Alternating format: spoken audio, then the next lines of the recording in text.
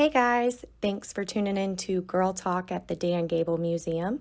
On this week's episode, we had the opportunity to sit down with Alli Ragan. Alli is the first female athlete to be inducted into our Glen brand Wrestling Hall of Fame of Iowa. She is also a 2-time Junior World Bronze medalist, a 3-time U.S. Open champion, a Pan Am Games champion, a 2-time Final X champion, and a 2-time Silver World medalist. I hope you guys enjoy. Hey guys, we're here with Alli Ragan today, and we're going to talk to her a little bit about what's been going on with her. Hey Alli. Hey, how's it going? It's good. How are you doing? I'm good. I'm just packing up my place here in Iowa and moving out to Arizona this weekend, actually. So, yeah. Oh, nice. Yeah, I'm excited. Are you getting ready to make the cross-country drive? Yeah, that is not something that I'm looking forward to. But once I get there, it'll be much better. But, yeah, I think it's like 23 hours or something of a drive, so it's definitely not going to be fun. Oh, no, that is not going to be fun. That's a long drive for sure. Yeah, that's a haul. Absolutely. So our Glen Brand Wrestling Hall of Fame of Iowa was started in 2002. Sandy Stevens, one of the legendary voices of wrestling, was inducted in 2002. You're one of the leaders in women's wrestling in the United States. Can you tell me a little bit about the significance to you being the first woman athlete inducted into our Glen Brand Hall of Fame? I think it's awesome. When I got the call about me wanting to induct me into the Hall of Fame from Mr. Gable, I was like, "Are you sure?" I was like, "Are you really sure you want me in there?" You know. So it was kind of definitely a surprise and a shock because I feel like I don't yet belong in there because my career is not over yet, and there's still a lot of things that I want to accomplish. But I was amazed, and I'm like super happy to be getting inducted into that. So I hope that. I can add more accomplishments to that and then really show that I belong in there because there's some awesome people that are inducted there. You have been a pioneer for women's wrestling, especially in the United States. Can you tell me a little bit about when you started wrestling? Oh, gosh. I started when I was probably like 7 or 8 years old when I was just a little kiddo, and I played a bunch of sports growing up. My older brother wrestled, and my dad wrestled in college, and he was a coach. And he just actually recently retired. So it was just kind of in my family that we would just go to wrestling practices all together, and I would watch it first, and I was finally just like bored of being on the side. And so, yeah, that's kind of how I started wrestling. I just kind of jumped in there, and it was just one of the sports that I did as a kid and growing up and stuff. So it really wasn't until college probably that I just focused on wrestling because I played soccer and volleyball also in high school. So, and I was looking to go play one of those sports actually in college too. And then I just kind of randomly, wrestling kind of just fell into my lap and I just kind of ran with it. So definitely not until college I was just like fully in wrestling. But yeah, ever since then I just kind of like fell in love with it, and it was great to be just wrestling other women too. So I think that throughout high school and being a kid, girl wrestling all those boys, that definitely was a little hard at times, that's for sure. But I definitely, once I was on a team with all women in college, that definitely helped ease that transition. And I was like, this is definitely what I love, and this is what I love to do. So that was definitely what really got me going as far as like actually making junior world teams, senior world teams. So from college on, that's when I knew I was like fully into wrestling, you know. Absolutely. Oh, for sure. Yeah, no. So what made you decide to wrestle in college over playing soccer in college? It was crazy. I did like a bunch of other recruiting visits and stuff, and I just randomly kind of, Coach Mormon at King University, he called me and he's like, hey, they were a brand new team that was their like first year, and he's like, hey, I really want you to come out on a visit. And it just kind of like, it fit. Once I was there, I was like, this is where I want to be. The campus is beautiful. I got along great with the coach, and they had a bunch of good recruits coming in. Our college team was filled with so many good girls. Sarah Hildebrandt, Julia Salata, Amanda Hindi, Haley Agello, like the list goes on and on. So I think that once a lot of those good girls were on board too, and it just kind of made that easier for me to be like, hey, I want to be a part of this team. Let's like build a legacy here. So I saw that like vision in Coach Mormon that he saw in his program. So I think that's when I just like jumped on board and I was like, hey, if I'm going to do this, this is where I want to be. And I just saw myself there in college too. So I think definitely going there and visiting and hearing what he had as far as his program. And then obviously he built that into fruition because we won nationals a bunch. So yeah, that's kind of just being at King is kind of really what made me choose wrestling. Absolutely. That's awesome. So is that when you kind of realized that women's wrestling was on the rise and that you had a path to the Olympic Games? Yeah, I mean, it wasn't until I think the spring of my freshman year that I went to like the trials for Junior Worlds, and I had never been on any like junior cadet world teams, anything like that before. So once I made the Junior World team, and I spent a lot of the time my summer year of my freshman college that summer out at the training center and being around those high-level athletes and seeing what USA Wrestling women's team is really about, just being around that environment and Coach Steiner and just the legacy that U.S. women's wrestling has and what we expect to go do and when we're overseas at Worlds and being, I think it was Romania was where our Junior World was held. So even like going overseas for the first time, it was just like a whole new, just like light, you know? So it was something that I just like fell in love with it. I was like, hey, we got to go and expect to win because that's what USA Women's Wrestling is about. We should go over there and expect to win. And whether it's your first time at Junior Worlds, your first time overseas, like you should go over there and win a medal. So yeah, I mean, after I made the Junior World team my first year, they were like, do you have a passport? And I was like, no, am I going to need one? They're like, yeah, you should probably get one ASAP before we go over there. And I was like, oh, okay, I'll get on that. So yeah, just being around that summer really kind of like changed everything. And I was like, hey, I want to be on these world teams. I want to be around these girls who work so hard and they're chasing the same goal as I am. So once that really, that summer kind of changed everything for me. I was like, hey, I want to go be on the Olympic team. And 2012 is not 2012, then 2016, 2020, you know? So I think that once I was around that and like the legacy that the USA women's wrestling team had, I think it really just like lit a fire under me. And I was like, hey, this is something that's realistic if you work hard enough. So I think that summer really kind of changed things for me in my mind. That is awesome. You've given me chills and pumping me up right now. I'm so excited. So can you tell me about some of the women specifically that inspired you to pursue your dreams of the Olympics?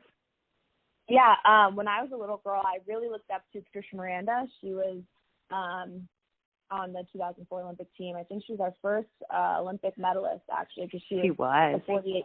Yeah, since she was a 48 kilo. So her and her and also Clarissa Chun, our coach now, she still is amazing. She could still beat me up right now to this day because she's such a beast. But yeah, those two were definitely two that I really looked up to. And then I mean, all of my teammates now. There's so many girls in the national team on the world team with me that I'm just just so encouraged by, and you just see how hard they work, and it's just contagious. So I think that those two definitely when I was younger, and then now all the girls that are on my team are just amazing, and you can't not look up to them as well. I loved how you said you talked a little bit about the environment that you guys have, building each other up and everything. That really makes it feel like it's a family. Definitely, yeah. I mean, we're like, even the girls at my own weight, we're like competing against each other for these spots, but it's like, hey, whoever's going to go out there and win, yeah, I want it to be me, to be the representative, but if the next person can beat me, then so be it. Let's put the best person out there. And I think that when we're at like national team camps and stuff, it's just like a lot of hard work and everyone's just scrapping. So I think that USA Women's Wrestling, I mean, Coach Steiner has built something great with us girls, and just that like team and just how good we want to be. We want to beat those Japanese girls and Chinese girls, everyone. So it's just, we want to win. So that's pretty much what it comes down to. Heck yes, I am on board with that. So Mark Perry is your coach. Can you tell me who your training partners are now at Sun-Kissed Kids? Yeah, so before any of us girls even moved out there was Chelsea Campbell was out there. She's out there. Erin Carpio, Marley Smith, and Victoria Anthony was out there, but she moved to Canada this past year, so she won't be there. And then also 𝐓𝐀𝐋 coming, Forrest Molinari is coming from here, and so is Kayla Miracle. So there's going to be like at least 7-8 girls down there training, and just, yeah, it's going to be probably the most girls anywhere besides the Olympic Training Center, obviously. But yeah, I'm really excited to have so many great partners and stuff. And then obviously Coach Curry's awesome. And then the staff at Arizona State's awesome. Zeke Jones, Lee Pritz, and Frank Molinaro. So I think, yeah, we're going to have a great team with a bunch of great coaches. So I'm really excited about that. Heck yeah. I mean, you just named off a ton of studs in that list for training partners. That has got to be pretty exciting to know that you're going to have them in the room with you. Yeah, definitely. So are you looking beyond 2021 as an athlete? Right now I'm not sure. Like for me, it's just I like to look at one thing because I get really overwhelmed if it's like too big of a task at hand. Like, hey, I want to go win the Olympics and then I want to win the worlds after and the worlds after. So I think for me personally, I'm just like a day-to-day kind of person. So it's like, hey, what can I do exactly today to become an Olympic gold medalist? So I think those like process goals about me being an Olympic gold medalist is really what I'm focused on right now. So I really haven't thought much about after the Olympics in 2021. So, I mean, but we'll see. So, yeah. Absolutely. I'm definitely a take it day by day type of person with my personality as well. Same. I get overwhelmed if I do too much. Same. So what advice could you give young girls who are considering or just starting out in the wrestling community? I would say to learn as much as you can from as many people as you can. So, I mean, our wrestling community it's big, but it's actually really small. So you can learn from, there's so many coaches who are willing to just help anyone and everyone who wants to learn. You know what I mean? So that's one of my favorite things about wrestling is just like learning. You can learn so many things from so many different people, so many different coaches, athletes, like your teammates. So I think that as a kid, learning definitely is huge, and just working hard. So I think those two kind of go hand in hand. And just loving it. I think that if you actually love wrestling, you're very passionate about it, it's easy to want to learn. It's easy to want to work hard. So I think all of that kind of really meshes together. Absolutely. And I like that you said wrestling is big, but in reality, the community is very small and family-like. That is so spot on. If you could go back to before you started wrestling, I know you've been doing it a really long time, and give yourself one piece of advice, what would that be? Oh, let's see. Probably just to not take things so seriously all the time. I think that even before, I would say lately, like the past couple of years, I definitely, you have to take wrestling seriously. It's a super serious sport. If you want to be good, you have to be serious about it, but not like being so hard on yourself. So I think that a lot of times, for me personally, I like peak perfectionism in a lot of things, especially within wrestling. So I think that is also very unrealistic, especially in wrestling. So I think that like just being okay with, hey, your wrestling is not going to be this perfect setup to a perfect shot to a perfect finish. It's going to look a little messy sometimes, and it's okay. And you're going to have to fight things, and you're going to have to be gritty. And so I think definitely just being like, hey, throw perfectionism out the door and just focus on wrestling. So I think that is something that I would tell myself to kind of get over at a younger age, that I have recently gotten over. So I think that definitely I would tell myself that. I can understand that. Do you think that has been one of the most difficult things for you to learn as an athlete? Yeah.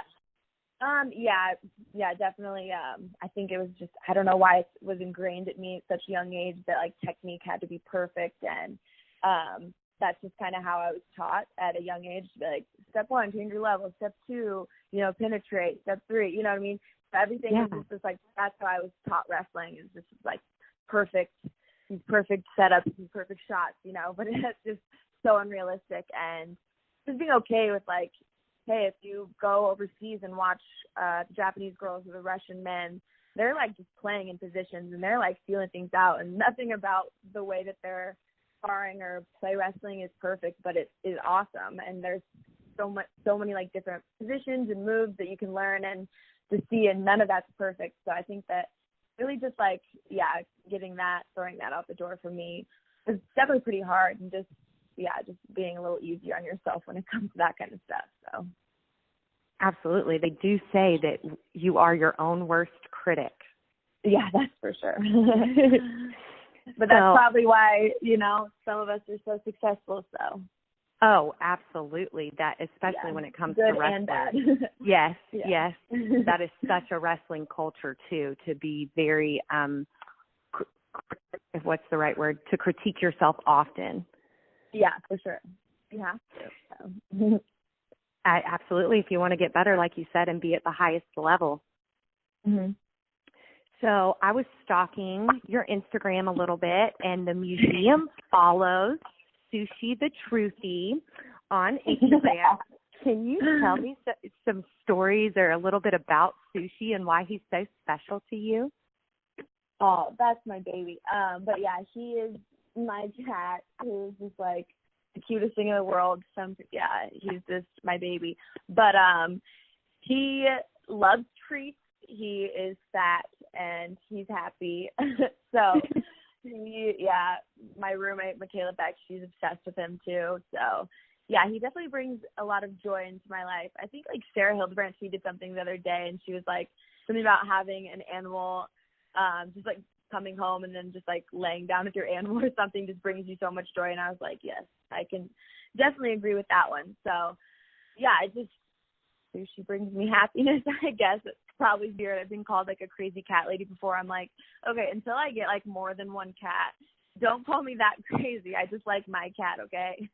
Right. I understand completely. I have dogs and they're my babies. They are. Yeah, exactly. Sarah's tweet was spot on. Spot on, right? Yeah.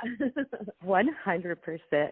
Well, thank you so much, Alli. We appreciate you, and we are looking forward to having you in August at the Glen Hall of Fame induction. Yay. Thank you for having me.